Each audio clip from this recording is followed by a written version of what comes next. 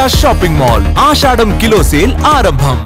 హైదరాబాద్లో కుండపోత వాన భీభత్సాన్ని సృష్టించింది. రాత్రి కమ్ముకొచ్చిన మేఘాలు కుమ్మేశాయి. నగర వ్యాప్తంగా ఉరుములు మెరుపులతో కూడిన వర్షంతో ప్రజలు నానా అవస్థలు పడ్డారు. కాలనీలు, రోడ్లపై వర్షం నీరు నిలిచిపోయింది. ఇక ట్రాఫిక్ వాహనదారులకు నరకాన్ని చూపించింది. అటు మరొక 2 రోజుల పాటు వర్షాలు కురుస్తాయని తెలంగాణలోని పలు జిల్లాలకు ఆరెంజ్ అలర్ట్ జారీ చేసింది వాతావరణ శాఖ. హైదరాబాద్ శివారు ప్రాంతాల్లో కుండపోత వర్షం కురిసింది. వర్షానికి జనజీవనం అస్తవ్యస్తమైంది.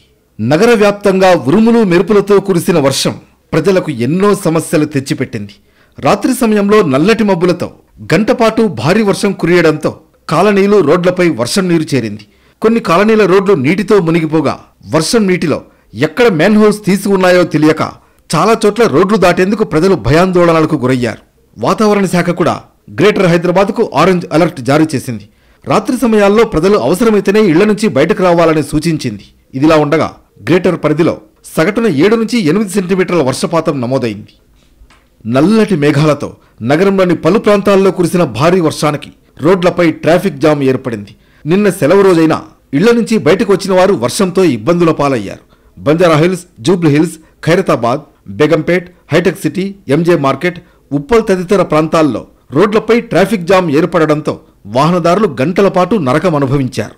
ఓవైపు వర్షం, మరోవైపు ట్రాఫిక్ జామ్ వారిని ఉక్కిరిబిక్కిరి చేసింది.